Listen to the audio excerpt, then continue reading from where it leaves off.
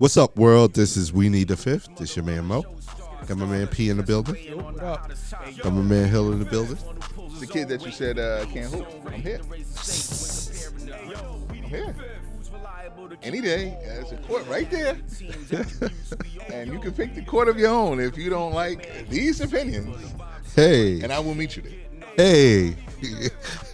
He said it. He said it right here. When he comes back like Jordan, wearing the 4-5, it ain't to play games with you. We can't hoop. Fellas, NBA Finals. Game 6 was last night. Indiana Pacers. They want to play another game. First, you guys saw the game last night? Obviously, right? Yes. Thoughts? Immediate thoughts before I start asking questions. Yeah, it's just dangerous. You gotta close out a team when you can. Now it's just a 1-game championship. This is college now. It's the final game of the year. Were you surprised with how OKC came out? It came out well. 8-2. And then it just went down in wheels. Yeah, I was surprised at the result. But they came out playing. But, they're young, inexperienced team. So I'm not totally surprised at the result. You know what I mean? Like, Indiana's at home.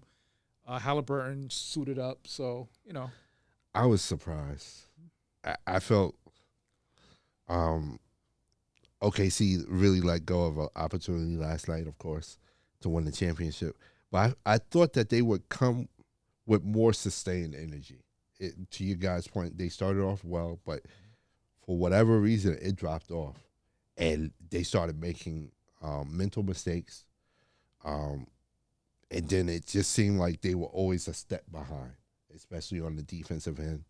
And I was surprised by that, to be honest. I thought that, especially with the path that they taken to get here thus far with, the trials and tribulations they went through with Denver and stuff like that, and the surprises that Indiana Pacers already gave them, that you would come energized, ready to just knock them out the box, embarrass them in front of their home fans, like really just choke them out and put them out their misery.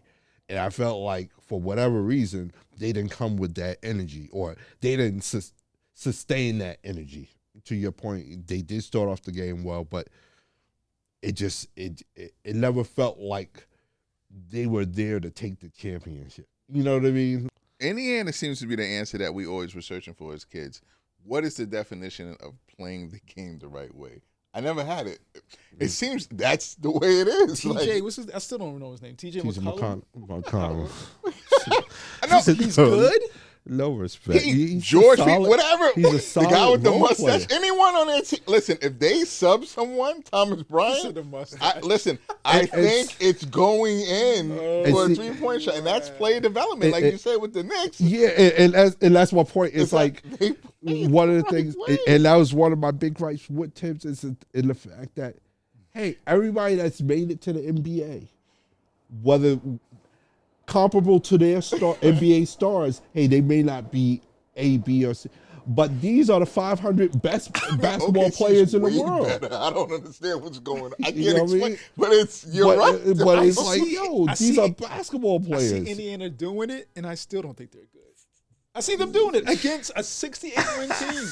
I still just don't think they're that talented. See, and this is why I love basketball, because I think Indiana is one of the reasons, is showing one of the reasons why I love basketball, in the sense that, you don't have to be the most athletic. You don't have to be ball doesn't touch the ground. You don't have to be the most talented. That still happens. But if you're smart, you got a battery in your back, that you're a go-getter, you're willing to play, do all the basic things, all the fundamentals, right? You can achieve stuff. And again, kudos to Rick Carlisle, Indiana. I agree, Indiana does all of that. I think OKC does all of that. It's just that they're more talented. Right. That's just the thing. But I don't think Indiana is more fundamentally sound than OKC. No, I think what I would say, I would challenge, Indiana probably has a little bit more, at least from what I'm seeing, and it might be recency bias because of Game 6, but it seems like Indiana has more of that. Hey, we want to go get it. I think it's the two best defenses in the league. We're chasing it and whatnot, and I believe in their hunger a little bit more now than I do in OKC. No, I think OKC is skirting on that line of complacency in the sense that, hey, listening to the hype. We're supposed to win this. We're going to win this. You know what I mean? And I think Indiana is forcing them to say, no, you got to go and take it. No matter who's saying you're supposed to win this, no matter who's predicting that you're going to win this and whatnot, you're going to have to go and take this. If you told me, gun to your head, who would you want to take a shot on Indiana? Gun, I'm talking. I was forced to say Siakam to make a play. I can give you maybe 6 or 7 from see, like Caruso can make a play. Isaiah Joe can make a play. Chet can make a play. J-Dub can make a play.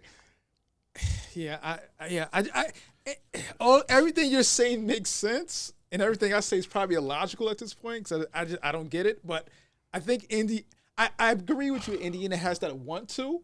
I just don't think they're good enough. You know what I mean? I think. Why are they game 7 then? What is that? No, that's why I said it's illogical. They literally played them evenly, 3 games to 3. I don't think it should be close.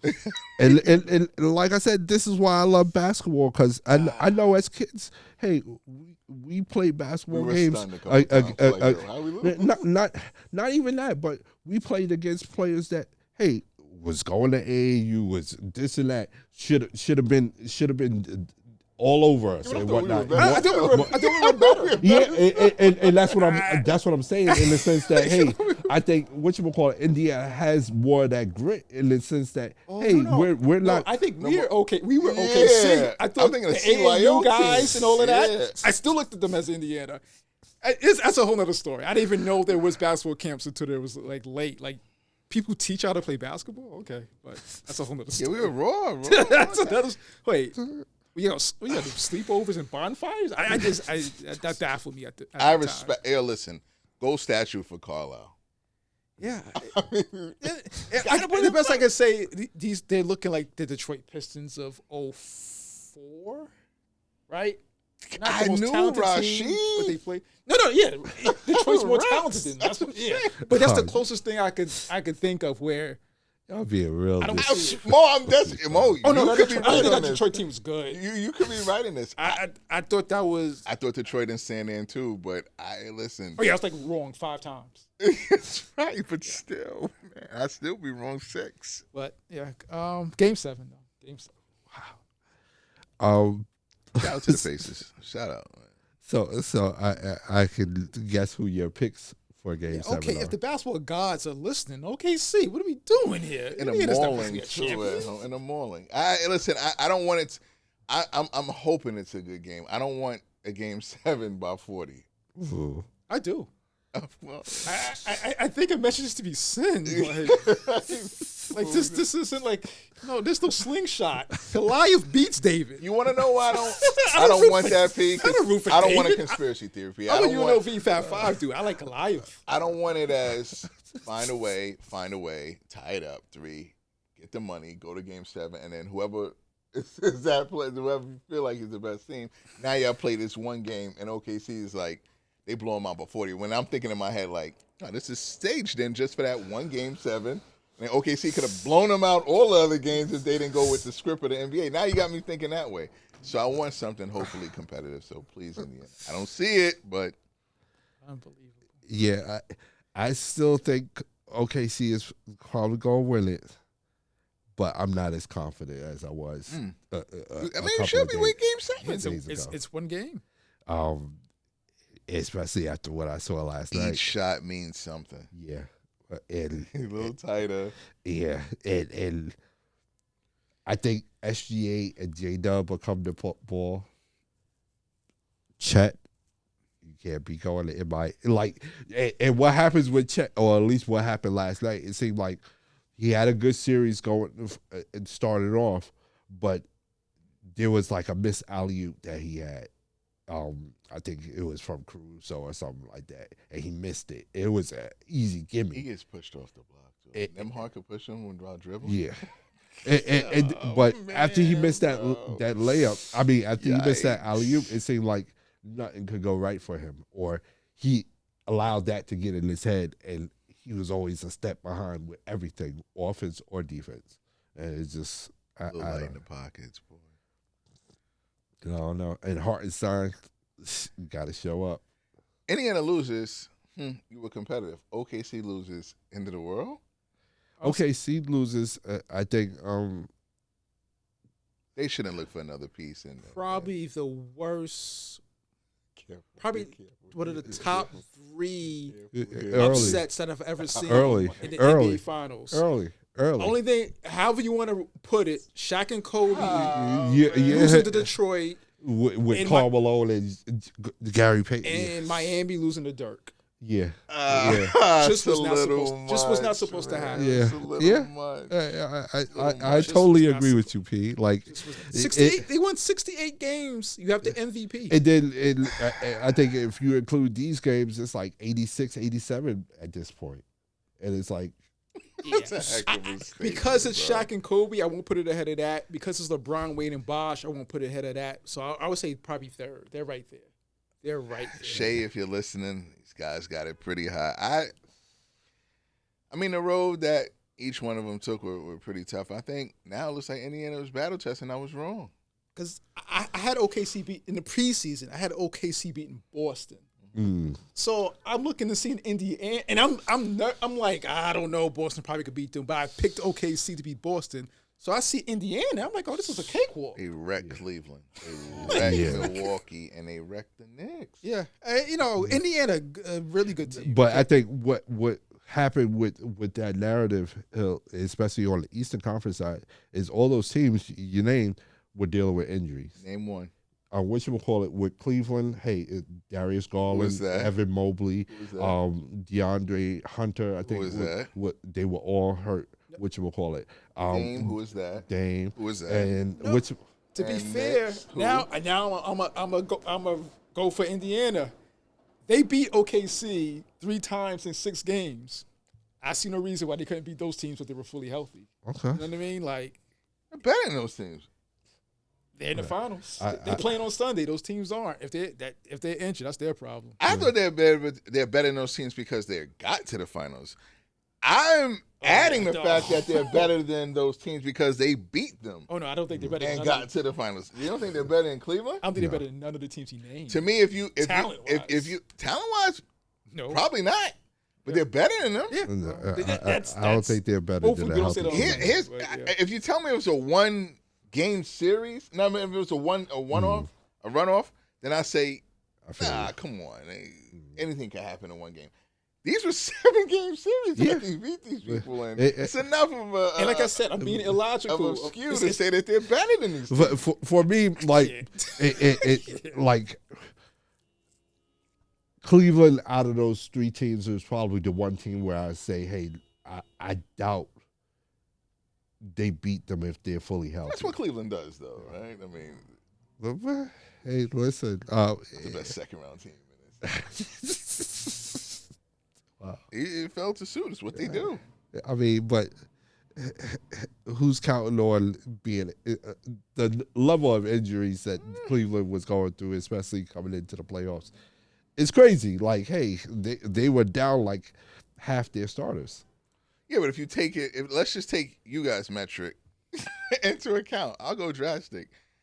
They're not better than those teams talent-wise. So if you take that talent-wise, wouldn't it be like an even shift if those people aren't there and it's just even? No. Wow. Yeah, they beat the team, right? If that's the case. I didn't pick Indiana for any of these series. I didn't have them getting out the first round. So, Milwaukee. I might have had Indiana again. I think so. We had to go back. I don't have to think about it. It's Milwaukee, Cleveland, Knicks. I think all 3 teams are better than Indiana.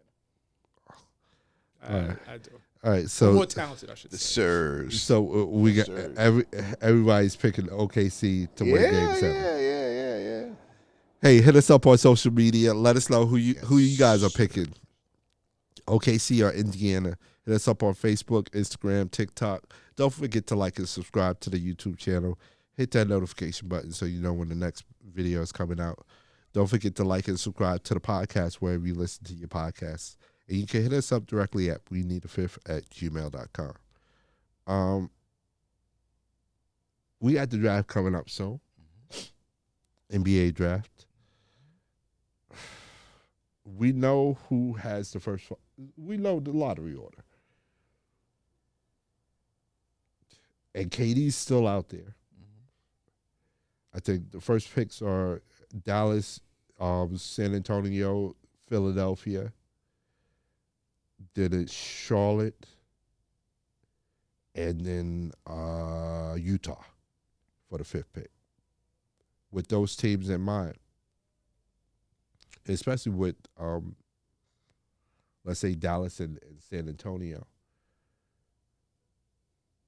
do you think any of those top 5 teams should, call up the Phoenix Suns and say, hey, listen, I mean, what do you need?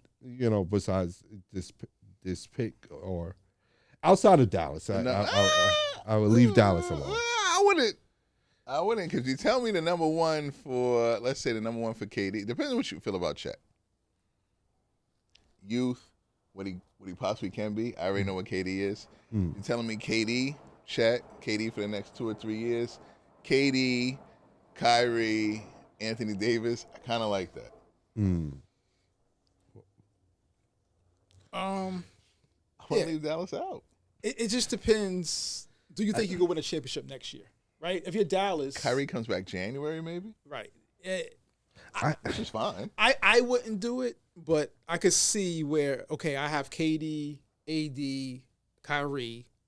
I could win a championship next year. Immediately, I could win a championship. So I wouldn't do it, but I could understand.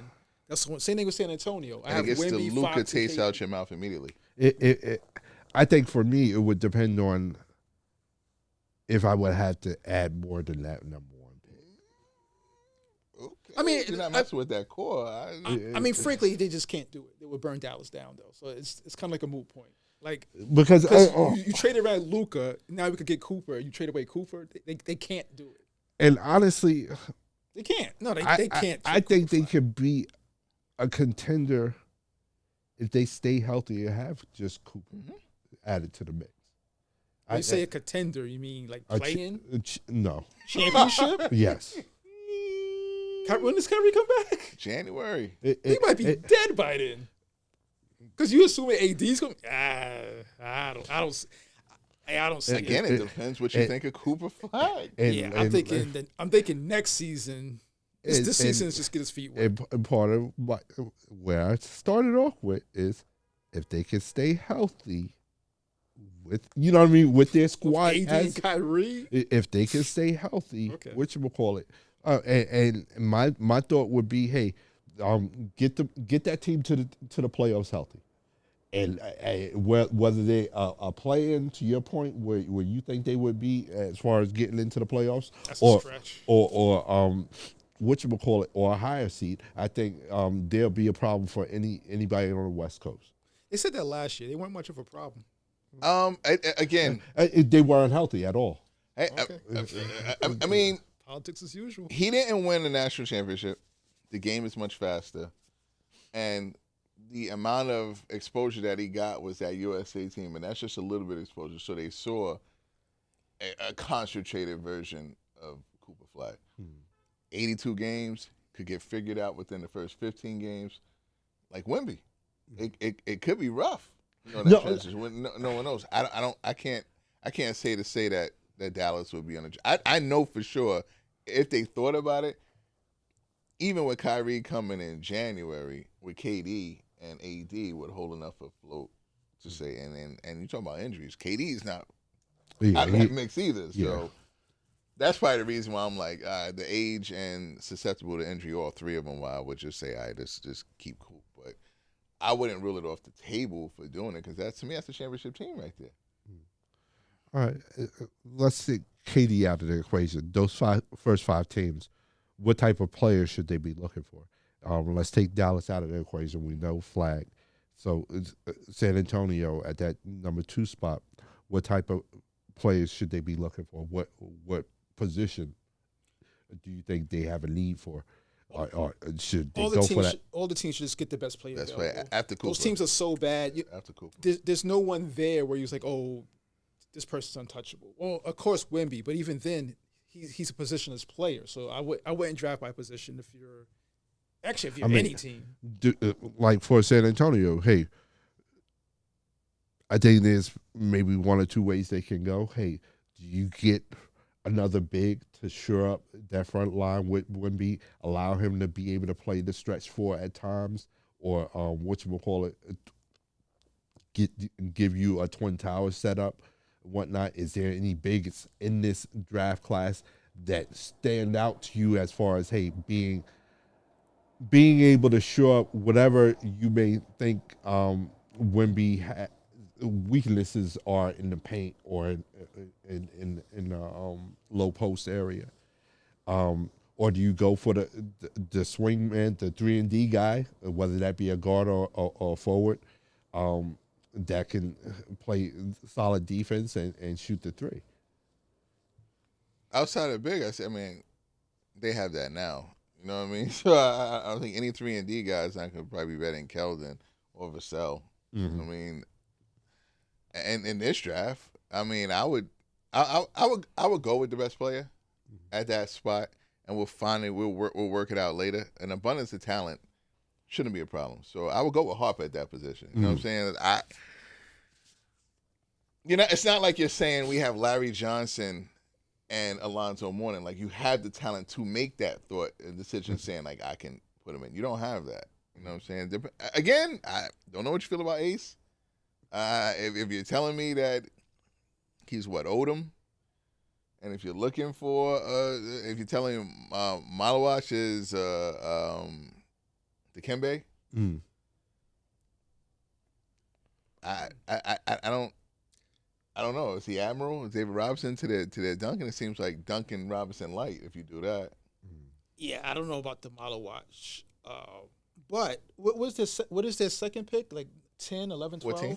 14? I doubt if he's around, but if he's around at 14, I would take a stroll look at him. Lakers looking to move because down, I think they said, for him. The Spurs need another 7-footer next to Wemby, but not at number 2. Not at 2. That's the whole thing. Yeah.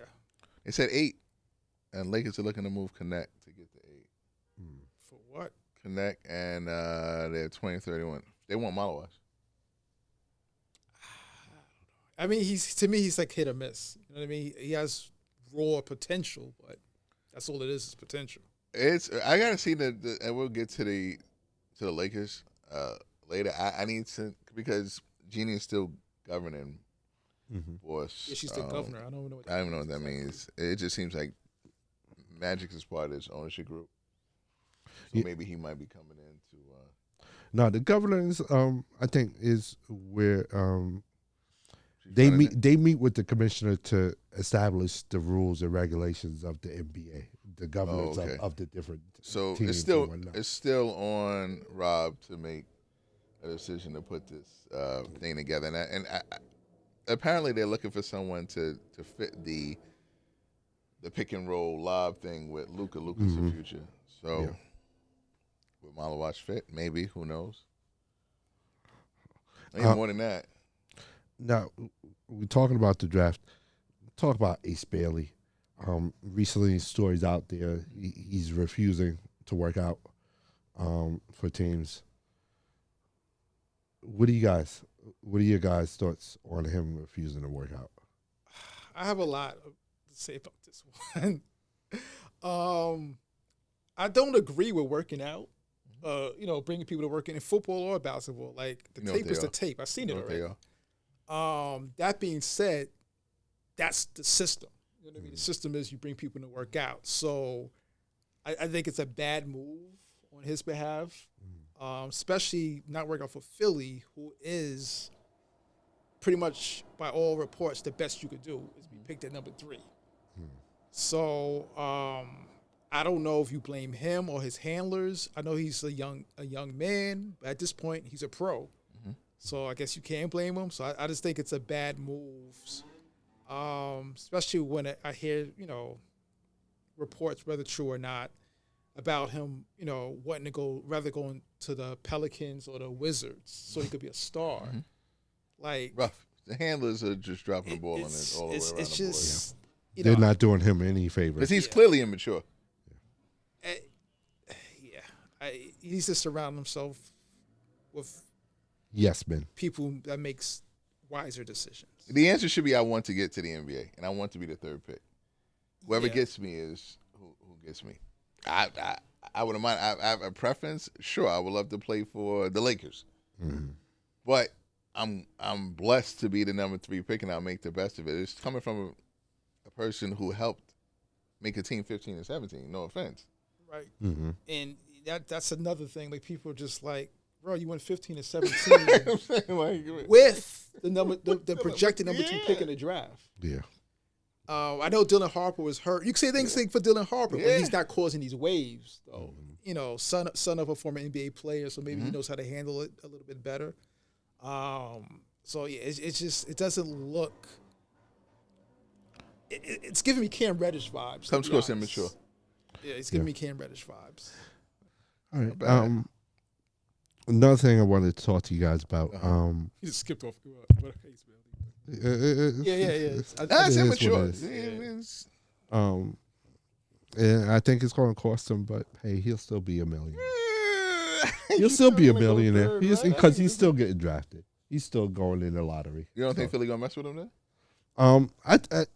They may. I have a better spot with having Embiid and what you call him. No, it's weird because he's a Paul George fan. It's just weird.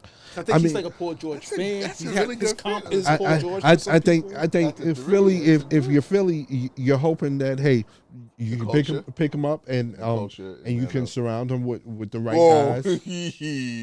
I mean, like, hey, you lock him in the room with Paul George. You lock him in the room with whatchamacallit, your veterans, and see if they can help his process of maturing. I wish him the best, but frankly, I don't think he's the third best player in the draft anyway. So if Philly doesn't pick him, I don't see where it would hurt Philly at all. That's what I said. Like, although I'm against workouts, I think he should have worked out because this is the best he could do. It's not an easy city to say that you don't want to be there and they draft you. It's going to be rough. In Philly, yes. Not a place to be like that. Yeah. Tougher. He's making it tougher for himself. Yeah. There was recent discussion about what makes a superstar in basketball today. I think Gil Arenas was on ESPN the other day. He's talking about a true superstar is not about what his team does. It's about, hey, the people he could get in the seats, who people come out to pay for. And in his determination, there's only 3 stars in the NBA and the WNBA. And that would be LeBron James, Steph Curry, and Caitlin Clark. First question. Do you agree? To some extent, yeah. I was thinking to myself, I wouldn't pay to see that, but believe it or not, I would pay to see Caitlin Clark. I would. On the NBA side, yes. I mean, because we went to go see. I would add Wemby on the list because we literally paid money to see Wemby play. Wasn't impressed at that day, but we saw out. Stuff. But I would want to see Wemby play. So by that definition, he is a superstar, even without the winning. So maybe he's not. LeBron and Steph, I think, are easy. Like I would pay money, especially at this point in their careers. Absolutely. I would spend money to see LeBron and Steph play. Box office. But and Edwards, I would pay to see. I would pay. I mean, I would pay to see him play, but it's not like he's not LeBron. Not like I would for LeBron, Steph, or even Wemby. Like if Wemby and Anna playing, I'd rather see Wemby play. I say, to me, the best way to put it is that give you an allowance of $500, and what it means, and that has some weight. We're not millionaires here. $500. Their last chance to play, or Anthony Edwards to play right now. Would you say, hey, listen, I'll play $500 to see Anthony Edwards? To me, more than likely, no. $500, you say, it might be for none of them, but I'm just saying, but if you had it probably would be LeBron and Steph. Mm-hmm. And me personally, I would put SGA. Like I would pay money to watch. OKC comes to town, but like, yo, I got tickets. All right, I'm in. That's it. I would pay for other games, but those are the people I would definitely like. No brainers. If you got tickets here, I'll pay you, for the ticket. And there's good talent in there too, man, in the league. No, it's a lot of games I would, but those are the main guys, like definitely. Like, and I think for me, there's some players that I definitely would go to watch to see, but there's teams that I would pay to see. You know what I mean? Regardless of who's on those teams. Luka, no. I wouldn't mind, but it's not like. Like, hey, if it was the choice, you gave me a choice. Oh, Luka, Steph, LeBron. Luka's probably on the bottom of the totem pole. You know what I mean? I would even put Wemby ahead of him for myself. There's certain teams that I would like to see now especially because they're on the come up. Like, hey, I would like to see Houston play because they're on the come up and whatnot. But the whole thing is though, that's the team. But you're not paying money to see no stars, no superstar. Yeah, like that's the whole thing. Like OKC to me is like the best of both worlds. I want to see SGA and the team, but so I would say there's probably 3 to 4 to me. Because I know it depends your taste, who you like to watch. I would say there's probably like 3 or 4. And to be honest, I don't even really consider Wemby a superstar. It's just his potential. Is just something I've never seen before. Yeah, he got that aura about him though. Yeah, I mean, it's weird. It's weird. He's 7'4". If that's it's not, but he is. It's not even like a star. It's just like basketball. Like I think when they say superstar, it's like, oh, he has the aura and all that. To me, with Wemby, it's not even aura. He's 7'4" with that type of skill set. That's something that I've never seen before. So I would pay money again to see it live. You know what I mean? But it's not really aura to me. Like, I think LeBron and Steph would be more because they're living legends, pretty much. You know what I mean? So I would see them. And I really don't. Right. I know, but their accomplishments or whatever. You know what I mean? I really don't want to see it, but I would pay to see it. To say that you saw, right? Absolutely. I saw LeBron James play 100%, basketball live. yeah. I saw Steph Curry play basketball live. It's a no-brainer. Those are superstars. Like no-brainer. SGA, Wemby, I can understand why people be like push back on that. LeBron and Steph are no-brainers. And we are talking about LeBron James Sr., not Jr., just to be clear. Pat Mahomes. Cheap shot. No one thought. Just to be clear. Pat. I'm sorry. Pat Mahomes. Funny, I think I saw young Mahomes once. It was really on the come. I was like freezing. I even stayed the whole You way. ready to see him right now? Yeah. Right? Yeah. He might be the only one. Yeah. As far as to get me to the NFL, No, yeah. That's terrible. That would be. He might be it. Pat and Lamar, maybe. Pat. I said. Wow. For you paying to see Travis? No, right? No. Unless you paying Travis. Derek. Travis, Buffalo. I'll give a caveat with Travis. If they play him like they played him in college, where he's on the field all the time, all right, I'll pay to see that. It's only Pat Mahomes. The league is great. I love the NFL. Only Pat Mahomes. That's a terrible. Nah, for me it would be Pat Mahomes, Lamar Jackson, It's not. and maybe Joe Cool.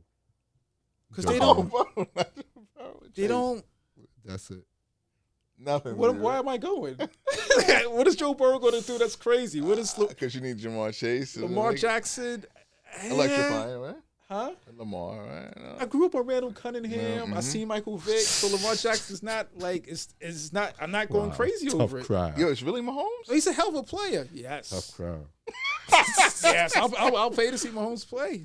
That's the only play in the NFL. Hurts. Nah. No, I'm good. I was thinking Saquon. I'm good. Saquon. These are all pro players. I watched Hall them of Fame on Sunday. The clicker. I'm there for you. Am I going through that Jersey traffic? Am I pulling out my money? Nah. Damn, that's Patty. crazy. Wow. Yeah. One player. Stands up. Hey, superstar. So I would pay. I was going off tangent a little bit. I would pay. There's more baseball players I would pay to see than football players. I thought about that. Right now, Judge and Ohtani. No question. No question. And you know what? That's something I wanted to ask you guys about. Ohtani's playing both ways. Travis Hunter has the potential to play both ways. Basketball is unique in the sense that, hey, Have to, technically. you can play both ways if you choose You're to. supposed to. Yeah, you can. You might not do it well, but you do it. You can. You turn it over, turn it You over. can. You can. Right. Come on, because as a Laker fan, shoot, I can point to Luka. He's playing bad defense, but he is playing defense. He's so. starting to now. No, he's always playing defense. Even when somebody go by has you, played. you're has playing played. defense. Yeah, everyone has played. It's Just by horrible. definition, Okay. you turn around. You're on defense. Okay, if y'all want to call that defense. No, it literally is. Yeah, okay. Once you don't have the ball offensively, you're on You're defense. playing. But the other team has the ball. You're on It's not defense. like they're subbed out. But yes, go ahead. Who would you say right now, or what athletes do you think can compete for like the best athlete in the world? I think, and I mentioned those areas of Ohtani, Travis Hunter, and basketball players because, hey, unique among most of the sports, maybe outside of, hey, hockey can add to it and soccer can add to it where, hey, players have to play both sides or have the opportunity to play both sides of the ball or whatnot. And I mention it because at one point somebody was saying, hey, Ohtani, you could argue that, hey, Ohtani is one of the greatest athletes in the world right now. Ever. You know what I mean? So in that thought process, like, hey, are there anybody that we could think of right now that belong in that conversation with him? I mentioned Travis Hunter as potentially being that type of person, especially, but his is contingent upon how the team chooses to utilize him. And if he could do it on the pro level, like I almost discount that he did in college. It's probably unfair to him. Yeah, I really think. Because if there's a college baseball player that's doing it, I'm not going to be like, to be fair to him. Yeah. You know, like you're doing it in college, doing it in the pros. So if Travis could transfer and do that in the pros, like you said, yeah. But to me, I mean, honestly, I think Ohtani's in the league of his own. Yeah. And the next person would be, to me, Travis, if he could be successful. You know, yeah. Which is, like I always say, it's crazy because growing up playing like Little League, everybody did it. It wasn't like a big thing. Like if you were one of the better players, you pitched, you hit. It wasn't like a big deal. But then during high school and college, sooner or later you got to make a choice. Yeah, you know what I mean. And it's because there's some major league. I can't think like Dwight Gooden was a decent hitter, but he had to become a pitcher. Then you just stop even trying, basically. So, but to answer your question, I think it's Ohtani. and this is a question I'm just thinking of, and might not have an answer. But do you think, as fans, we should demand more of our athletes to perform, to give us players like Ohtani? Demand, hey, they take that next step. Hey, all you're doing is playing this game. No, it's I would not just that demand easy, that they. though. I would just be, if they're hitting, I would just demand that they be better hitters. I'm good with that. I don't even need, but like he's an anomaly though. You're not going to see that once in any lifetime. I just want you to bat over 300. I'll be fine with that. I don't think you could. I mean, you can do whatever you want, but I don't think it's fair to say, "Oh, I want you to do both," because he's better than 99% of the guys who just try to hit. I don't even try to pitch. All I do is hit. He's better than 99%. And I'm not exaggerating. 99% of them. Like, besides Judge, maybe Mookie Betts, you want to say, on a consistent basis, there's no hitter better than him. And he doesn't have to. You know what I mean? Like, it's incredible. Honestly, it's incredible what he's doing. Soto's having a hard time out there in Queens. Yeah, to keep doing it, that's why I say consistently. You know what I mean? Because last year, you could make an argument for him being right up there with them. Yeah. And the scary thing with Ohtani, to Hill's point, was mentioning Soto, is that a lot of these numbers came when he was with a subpar team. the Angels and wasn't sniffing the playoffs, so didn't have an opportunity to even compete to be in the playoffs. And last year being his first year to actually compete in the playoffs, and see what those results were. And to make it even crazier, like Bryce Harper seems average to Soto, and what you call him? He was playing with in Anaheim. Trout was great. Yeah, it was injuries. I didn't even realize. I saw the other day, 3-time MVP. Like, jeez. And it's not even in the stratosphere now. So it's like, there's different levels of the greatness and the consistent basis. Because to me, and Judge is pushing back now, but he kind of like, Tani was like, I'm the best baseball player in the league. I'm the best player on earth. He didn't pitch last year. Yeah. Like, you know what I mean? Like, so this is half of what I do. I'm the best. Amazing. Hey guys, hit us up on social media. Let us know, who do you guys think is a real superstars of sports? Who are you willing to go pay a ticket to go see? Hit us up on Facebook, Instagram, TikTok. Don't forget to like and subscribe to the YouTube channel. Hit that notification button so you know when the next video is coming out. Don't forget to like and subscribe to the podcast wherever you listen to your podcast. You can hit us up directly at WeNeeda5th@gmail.com. Fellas, what's on the radar? For me, Mr. Walters bought the Lakers. So throw that salary cap out the window. I can care less about the luxury tax. Give me everybody. Give me whoever's free agent every year. The Lakers will be in play. The Lakers was sold for $10 billion. Whatever the luxury tax is. The most expensive sports franchise in the world. And I'm sorry, I dropped the ball and not bringing this up. Good catch. Teams get every day. Jeannie Buss will remain as governor. Maintain her current position pretty much. And $10 billion. I think the Buss family bought the team for $67.5 million. Decent flip. Was just about 9,932,000. Just a little flip. I'll take the 2. Early. 15x in your money's not bad. Yeah, that's. I take the 2.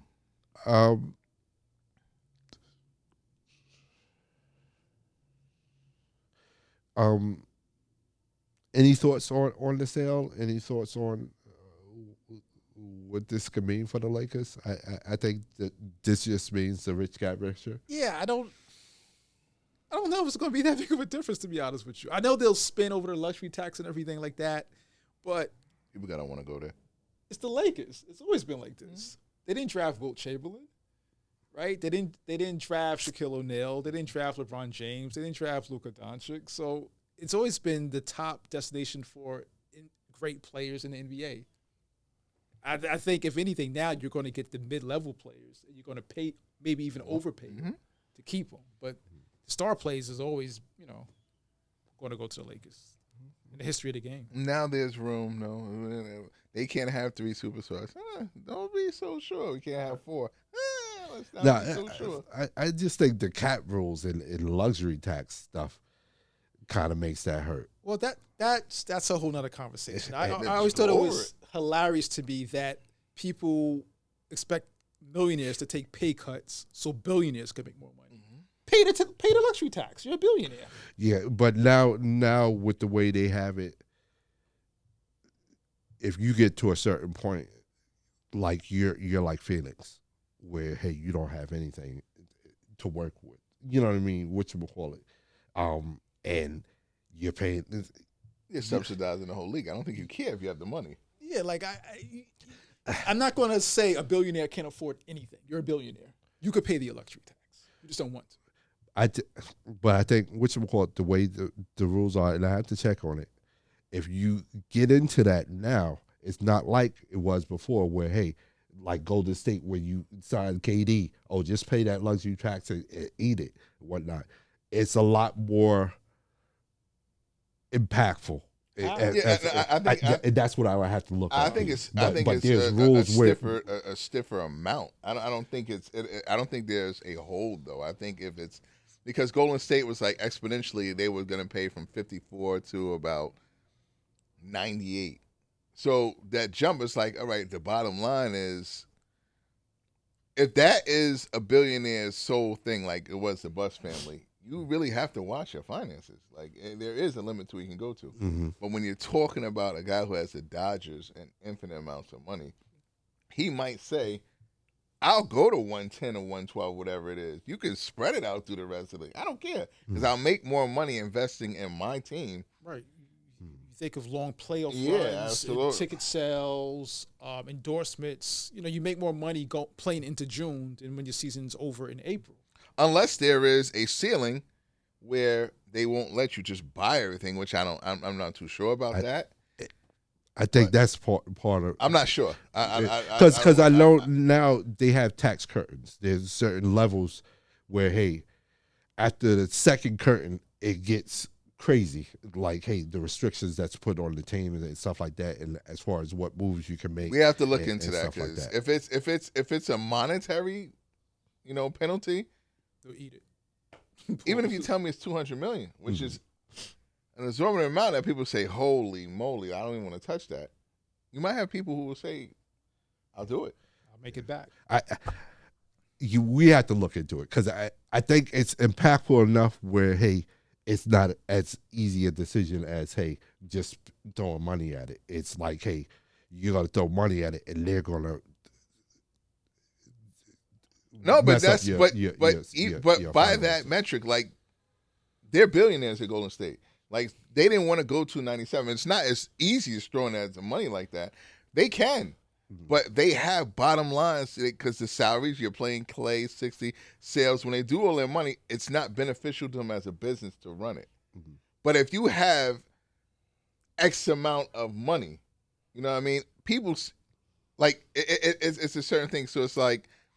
Why can Embalmer do it? I tell you why, because some people just don't want to play for the Clippers, no matter how much you're offering. You know what I mean? There is a salary cap so we can say, all right, these guys can make $60 million.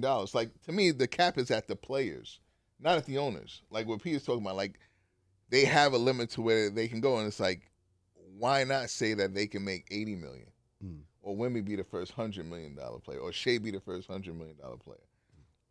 Well, if you do that, then your cap is going to be here, and your penalty is going to be here. So it's like, all right, my cap is at $500 million. I went over, so I'm probably paying $700 million. It's just not fiscally responsible to do that, unless you have the money to do it. If there's someone that'll test that, no owner I've seen has done it. But if you have that wealth to do that, you might have someone that might want to test that ceiling. But we have to look at that, like you said. It might be some rules where you're saying like you can't go that high, but.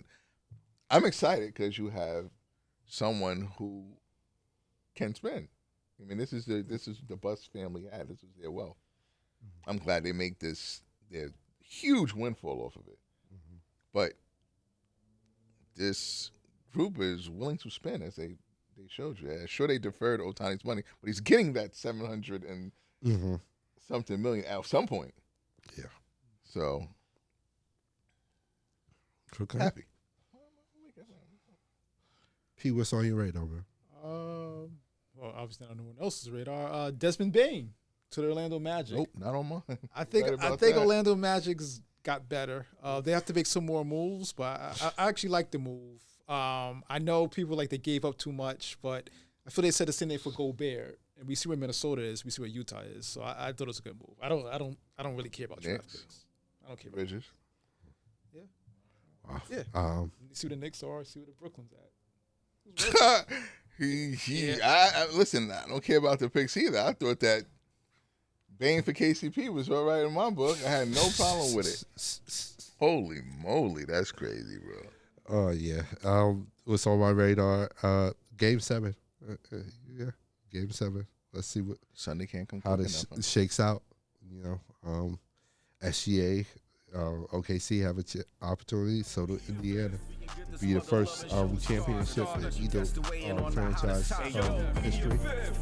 So somebody's going to have a really good night on Sunday. Somebody's going to be really disappointed. So, Indiana's the destination they win? No, right? Huh? Never, right. Indiana wins. They become a destination? All right. Fly over state. See. Anything else? Anything else on your radar, Hill? Nah. Yeah, in the draft. Hey, to all our fifths out there, be safe. Peace.